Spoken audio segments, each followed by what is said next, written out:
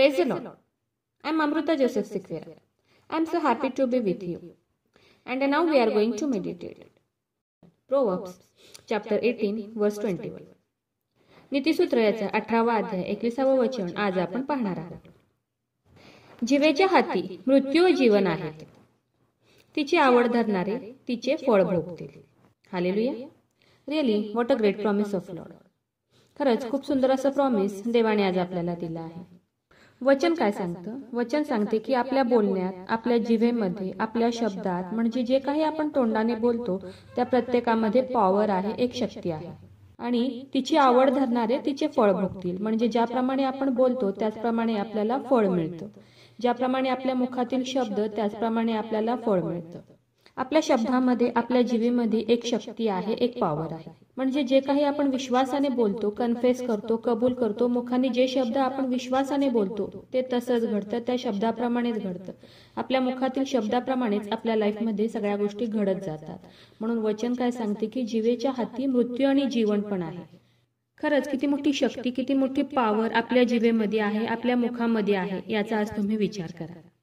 खूप सुंदर असं एक वचन आज आपण पाहणार आहोत. मत्तई शुभवर्तमानाचा 8वा अध्याय 8व्या वचनात आपण पाहतो की मत्तई शुभवर्तमानाचा 8वा अध्याय 8व्या वचनात आपण पाहतो की एक शताधिपती येशूकडे आला व येशूला म्हणाला, माझा चाकर पक्षघाताने आजारी पडला आहे. येशू त्याला म्हणाला की मी येऊन त्याला बरे करेन.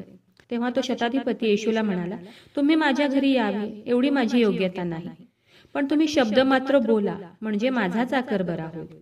तो काय म्हणाला की तुम्ही शब्द मात्र बोला म्हणजे माझा चाकर बरा होईल. हे ऐकून येशूला आश्चर्य वाटले.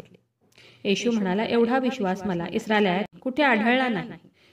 पुढे आपण पाहतो की येशू त्याला म्हणाला, जा तू विश्वास ठेवल्याप्रमाणे तुला प्राप्त हो. आणि पुढे आपण पाहतो की त्याच घटकेस तो चाकर बरा झाला. हालेलुया. खरं देवाचं वचन हे खूप सुंदर आहे. ह्या वचनातून दोन गोष्टी आपल्याला कळतात. एक म्हणजे त्या शताधिपतीला विश्वास होता की येशू शब्द जरी बोलला तर त्या शब्दाप्रमाणे घडून येईल.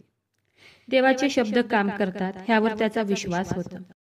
आणि दुसरी गोष्ट म्हणजे येशू त्याला म्हणाला की तुझ्या विश्वासाप्रमाणे तुला प्राप्त हो. म्हणजे जसा तुझा विश्वास तसंच तुझ्या विश्वासाप्रमाणे तुझ्या लाईफमध्ये घडून येऊ दे. म्हणजे जसा आपला विश्वास तसंच आपल्या विश्वासाप्रमाणे आपल्या लाईफमध्ये सर्व गोष्टी घडून येतात. म्हणून वचन काय सांगते की जिवेच्या हाती जीवन आणि मृत्यू आहे आणि तिची आवड धरणारे. वचन काय सांगते की तिची आवड धरणारे तिचे फळ भोगतील. म्हणजे आज तुम्ही तुमच्या मुखाने विश्वासाने जे काही बोलाल, जे काही तुमच्या मुखाने तुम्ही विश्वासाने कन्फेस कराल त्याचं फळ तुम्हाला भेटेल. तुम्ही निगेटिव्ह गोष्टी बोलला तर तुमच्या लाईफमध्ये प्रत्येक गोष्ट निगेटिव्ह होत जाईल. आणि ज्यावेळेस तुम्ही पॉझिटिव्ह गोष्टी तुमच्या मुखाने कन्फेस कराल तर तुमच्या लाईफमधील प्रत्येक गोष्ट पॉझिटिव्ह होत जाईल. म्हणून वचन काय सांगते की जिवेच्या हाती जीवन आणि मृत्यू आहे आणि तिची आवड धरणारे तिचे फळ भोगतील. आपल्या लाईफमध्ये आपल्याला पॉझिटिव्ह गोष्टी पाहिजे असतील तर आपल्याला आपल्या मुखाने पॉझिटिव्ह गोष्टी बोलणं खूप गरजेचं आहे. म्हणून आज देवाचं प्रत्येक जिवंत वचन तुम्ही रिसीव्ह करा. दिवस रात्र देवाच्या जिवंत वचनाला क्लेम करा. देवाचं आशीर्वादित, प्रत्येक आशीर्वादित वचन तुम्ही तुमच्या मुखाने कन्फेस करा, कबूल करा. आणि त्याचप्रमाणे तुमच्या लाईफमध्ये प्रत्येक गोष्ट घडून येईल. कारण की जिवेच्या हाती जीवन आणि मृत्यू आहे. म्हणजे ज्याप्रमाणे आपण बोलतो, जे शब्द आपण आपल्या मुखाने बोलतो त्याचप्रमाणे सगळ्या गोष्टी घडून येतात. खरंच खूप सुंदर असं प्रॉमिस देवाने आज आपल्याला दिलं आहे. म्हणून देवाच्या वचनावर विश्वास ठेवा, त्याच्या ह्या वचनाला क्लेम करा. नक्कीच ह्या वचनाद्वारे देव तुम्हाला खूप खूप आशीर्वादित करेल. शाल वी प्रे. हालेलुया. स्तुतीस पात्र, स्तुतीस योग्य देवा, धन्यवाद देते. हात उंच करून तुझी स्तुती, तुझं गौरव करते येशू राजा. तुझ्या नावाला मान, महिमा, गौरव आता आणि सदा सर्व काळात असू दे येशू राजा. सुंदर अशा दिवसासाठी मी मनापासून तुझे आभार मानते येशू राजा. सुंदर असं गोड प्रॉमिस प्रभू येशू अप्पा तू आज आम्हाला दिले उपकार मानते येशू राजा. हो येशू राजा, जेवढ्याने तुझं आजचं हे वचन ऐकले प्रभू येशू अप्पा त्या प्रत्येकाला तू आज आशीर्वादित कर प्रभू येशू अप्पा.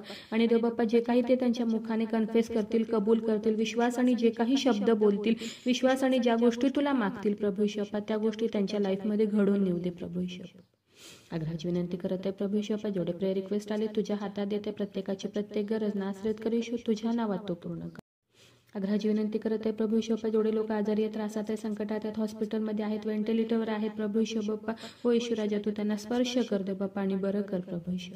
आग्रहाची विनंती करते प्रभू येशू बाप्पा, जेवढ्याने तुझं आजचं वचन ऐकलंय प्रभू येशू बाप्पा, तुझ्या वचनावर विश्वास ठेवलाय देव बाप्पा, या प्रार्थनेमध्ये तुला हाक मारत आहेत, ओरडत आहेत प्रभू येशू बाप्पा, तुझ्या चरणाजवळ आले प्रभू, लीन नम्र होऊन तुला आग्रहाची विनंती करत आहेत प्रभू येशू बाप्पा, त्या प्रत्येकासाठी आग्रहाची विनंती करत आहे. हो येशू राजा, त्यांच्या शरीरातील सर्व रोगांना मी नासरत कर येशू ख्रिस्ताच्या नावात आज्ञा करत आहे, कमांड करत आहे. शरीरातील सर्व आजार, दुखणं, व्याधी, रोग आता ह्या क्षणी प्रभू येशूच्या नावात निघून जाऊ दे. नासरत कर येशूच्या नावात मी कमांड करत आहे, शरीरातील सर्व दुखणं निघून जाऊ दे. हो देव बाप्पा, तू त्यांना स्पर्श कर आणि बरं कर प्रभू येशू बाप्पा.